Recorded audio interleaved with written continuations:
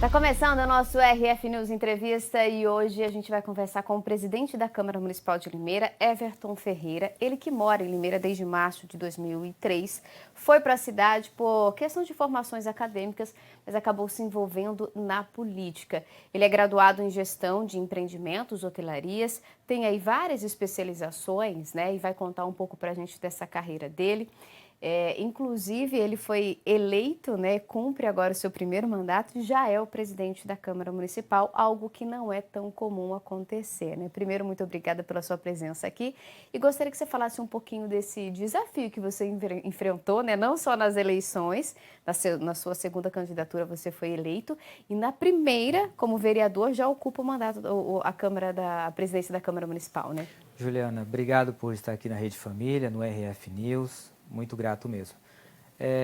Eu cheguei em Limeira em 17 de março de 2003, sozinho, com R$ 70 no bolso, morei em várias periferias de Limeira e entendi que o meu desenvolvimento mais à frente seria através do conhecimento, distribuindo o valor no tempo. Entrei na política em 2016, primeira eleição tive 514 votos, entrei na política porque virei síndico e vi que a transformação que fizemos no condomínio que eu morava, ela proporcionalmente é factível no mundo político, na sociedade. Me candidatei de novo em 2020 e fui eleito com 1.330 votos.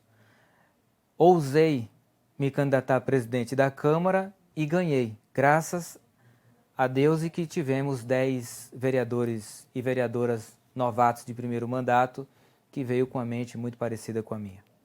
Bom, o assunto hoje não teria como ser outro, né? Nós inclusive repercutimos isso aqui no RF News, em todos os jornais aqui da Rede Família, o reajuste salarial votado, né, pela Câmara dos Vereadores em 84,8%, quase 85%. Isso causou uma revolta na população, as pessoas ficaram indignadas, né, com esse aumento e, além disso, resultou em denúncias ao Ministério Público, que abriu aí um processo de inquérito para investigar se tudo ocorreu de forma legalizada. A gente, inclusive, falou aqui que esse aumento não era ilegal, ele está amparado pela lei. Mas a pergunta que se ficou, inclusive para muitos moradores de Limeira, é se ele era moral. Eu queria que você explicasse um pouco para a gente dessa decisão de vocês. Eu acompanhei as entrevistas, vi a fala do nosso povo limeirense e compreendo porque eles acham o que acham e compreendo porque eles falaram o que falaram. E estão certos, porque eles estão partindo do pressuposto da história da política. O histórico da política mostra que o mundo político não trouxe para a população limeirense e brasileira algo que eles falassem, poxa, a política realmente agora é uma cara totalmente diferente. E a proposta que eu trouxe foi uma proposta de médio e longo prazo. Por que 85%? Esse 85%, todo ano, os agentes políticos de Limeira vinham tendo reajuste semelhante ao funcionalismo público, todos os anos. A Justiça entendeu que não podia, e estava correta, porque a lei diz que não pode ter anualmente, como vinha tendo até 2019. Tem que ser sempre de uma legislatura para outra. Em 2019 foi a última, em 2020 foi 0, 2021 0, esse ano é 2022 0, esse ano é 0 e 2024 também será 0. Tem que ser somente para a próxima. Por que 85%? Porque se a última foi em 2019, qual a média do funcionalismo público de reajuste? 9,6% no caso de Limeira, dos últimos 3 anos. Qual a média do IPCA dos últimos 3 anos? 8,03%. Qual o cálculo que fizemos? 7,9%. De 2020 a 2028. Justamente contemplando esse espaço de tempo que não teve reajuste e não será mexido. Esse salário só poderá ser mudado em 2030. Quanto que eu vou receber desse salário novo na minha legislatura? 0. Eu não vou receber nenhum centavo. Agora, o poder está com a população limeirense, que em outubro de 2024 escolherá os seus políticos. Escolherá quem é o prefeito que merecerá ganhar R$ 25 mil para administrar um orçamento de 2 bilhões de reais ao ano. Escolherá quem será os vereadores e vereadoras que ganharão R$ 11 mil líquido em 2025 em diante para fiscalizar um orçamento de 2 bilhões ao ano. E outra coisa, Juliana, que eu sempre pontuo para as pessoas. A política precisa cada vez mais ser profissionalizada. Não no sentido que o político vai ser um registrado como profissional. Não, não é isso. Cada vez mais tem que ser tratada mais a sério. Por exemplo, a população idosa em 2030 vai triplicar. A nossa frota em 2010, a média de carros novos de até 3 anos era 30%. Agora a média de carros novos até 3 anos em 2023 é de 12%. O que isso significa? Mais poluição, mais o impacto no meio ambiente, mais impacto na saúde pública. O orçamento da saúde pública do Brasil é 200 bilhões de reais. Só de juros da dívida do Brasil a gente paga 2 trilhões. Quem está pensando nisso? Agora, esse aumento, esse reajuste, né, que leva o salário para 11 mil reais líquido, né, fora o acesso de verba, né, que os Não vereadores tem. têm. Boa pergunta. Quanto o vereador recebe de verba gabinete? Zero. Verba gasolina? Zero. Verba paletó? Zero. É só 11 mil reais líquido. Já não recebia e continuará não recebendo nenhuma verba. Será só os 11 mil reais líquido. E só um parênteses, já que você pontuou sobre isso. Hoje, os vereadores têm 3 assessores.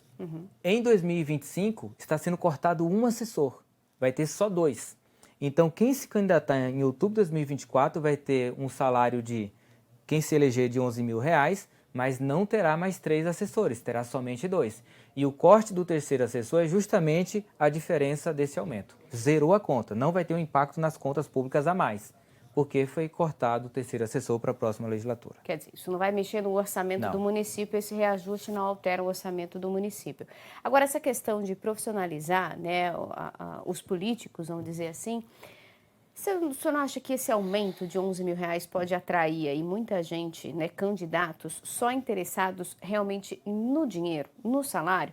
Porque o que a gente tem da população é uma desacreditação total, né? As pessoas não acreditam, estão desacreditadas da política pelos exemplos que a gente, infelizmente, já viu passar, não só como vereadores, como na Câmara dos Deputados, por exemplo, né? Pessoas que não tinham a menor capacidade, eu nem estou falando de formação acadêmica, de ocupar um cargo onde iriam decidir leis, por exemplo, no caso do Legislativo. Essa questão de profissionalizar a política, como é que seria isso? Porque hoje se candidata quem quer, né, tem algumas regras ali, mas não tem uma certa exigência, porque do outro lado a gente tem médicos que hoje não prestam serviço para o poder público justamente porque o salário é muito pouco, não compensa nem o que eles pagaram para se formar, e do outro lado a gente tem políticos que não têm formação nenhuma, recebendo um salário muito maior às vezes do que um plantonista, por exemplo, de um PS. Boa pontuação. Por exemplo, o médico neurologista em Limeira ganha, quem se candidatar lá a concurso público vai ganhar no máximo 15 mil reais. Mas esse mesmo médico ganha 26 até 30 mil reais no mercado, por isso que ele vai para lá. A ideia é oxigenar mais a política para que engenheiros decidam se candidatar, jornalistas decidam se candidatar. Um engenheiro ganha no mercado de 10 a 15 mil. Né? Então eu penso que quanto mais a política for oxigenada, buscando uma melhor qualificação, melhor será. Agora, como é que vai ter a melhor qualificação? Você que está me ouvindo, em outubro de 2024, escolha bem o seu candidato. Pergunte o que ele já fez. Ele é formado em quê? Conhece o quê? Vai fazer o quê? Não se vota porque o cara é seu amigo. E outra, você fez uma pergunta acerca do político que vai pelo dinheiro. O cara que tem esse pensamento de ir para a política pelo dinheiro, ele vai com 11 mil reais e vai com o salário mínimo. Com o salário mínimo ele vai decidir se candidatar para fazer trambique, para receber propina. Então a questão de valores não mudará esse tipo de trambiqueiro na política. Ele continuará atuando por lá. Agora, o que o povo tem que olhar? O passado da pessoa. Se o cara já esteve envolvido com trambique, não vote nele. Eu acho que essa questão, né, de atrair pessoas que estejam interessadas em fazer trambique ou de agir, né, de má fé, é um pouco pela história, né, da política, Sim. Infelizmente. Sim. As pessoas se sentem à vontade de tentar arriscar a sorte porque viram que muitas pessoas conseguiram fazer muitas coisas erradas e a punição, às vezes, é uma mera penalidadezinha que a pessoa não paga realmente pelos crimes que cometeram, né? A gente está vendo agora mais uma vez, né, CPI para tudo que é lado e punição de verdade a gente não vê. Então acho que talvez essa questão de atrair pessoas de mau caráter para a política acaba se dando um pouco por conta do passado que a gente tem. Não generalizando, porque nós temos sim políticos que estão a fim de fazer a diferença. E aí eu faço a meia-culpa. O cidadão precisa aprender a votar. Não votar porque é amigo, não votar porque meu voto é de protesto, não votar porque conheço, né? Conheço um pouco da carreira, fazia tal coisa, mas e aí? A gente está falando de cargo político, a gente está falando de legislativo, quem vai fazer leis, ou então para o executivo. A gente precisa realmente fazer essa meia-culpa como população, né? O cara que é trambiqueiro na política, ele vai decidir trabalhar até de graça. Porque o dinheiro dele vai vir de outras formas. A máquina dá essa possibilidade. Então, quando eu venho aqui, boto a cara e falo, olha, a próxima legislatura você tem que atentar-se a escolher melhores pessoas e as melhores pessoas no mercado recebem mais, eu não estou ganhando nada com isso. Muito pelo contrário, estou ficando com prejuízo político de me expor a essa realidade que eu entendo que é melhor para o povo. Prejuízo político que pode, inclusive, não reeleger os vereadores que votaram a favor do reajuste, né? Mas alguém tinha que encarar isso. Porque, repare, o próximo prefeito ou prefeita que for eleita vai ganhar um salário de R$25 mil líquido para administrar um orçamento de R$2 bilhões.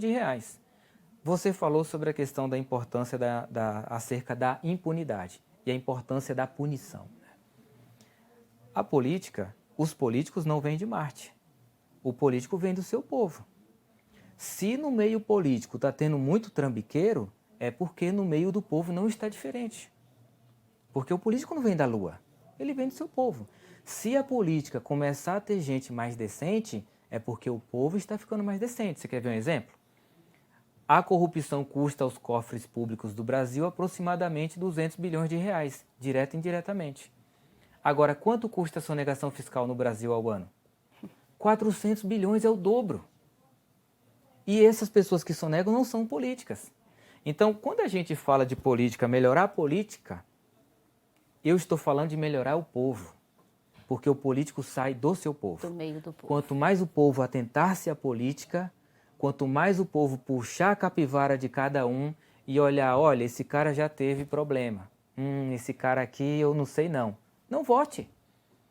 Esse cara aqui gosta do oba-oba, é trambiqueiro. Não vote. Pergunte o que o cara sabe, pergunte o que ele conhece, o que ele já fez. E o poder está com você. Se eu tivesse votado, Júlia, nesse salário para eu receber agora, tudo bem, mas eu durmo e o meu travesseiro não me acusa de nada. Porque eu sei muito bem o que eu fiz. É uma correção a médio e longo prazo, para a política melhorar a qualidade. Por que nós temos muita política sem pé e sem cabeça no Brasil? Porque muito político foi eleito sem pé e sem cabeça. Como é que você entrega a direção de uma cidade? Pessoas que farão leis, pessoas que não vão ter o mínimo de entendimento para isso. Agora, as pessoas que têm entendimento têm os seus valores. A gente precisa, de fato, né, como cidadão, aí, exercer o nosso papel e ficar mais atento à política, porque ou você vai fazer a sua escolha ou você vai aceitar aquilo que escolheram por você, né? Ou você se interage aí realmente com o assunto para fazer uma escolha boa, ou você vai ter que aceitar aquilo que vier. Bom, o papo tá bom aqui, a gente ainda ficaria um tempo conversando sobre esse assunto, mas infelizmente o nosso tempo está acabando. Eu queria agradecer a sua presença aqui no nosso RF News. Eu agradeço pelo convite ao RF News e agradeço por vir aqui expor novamente ao povo o que foi feito.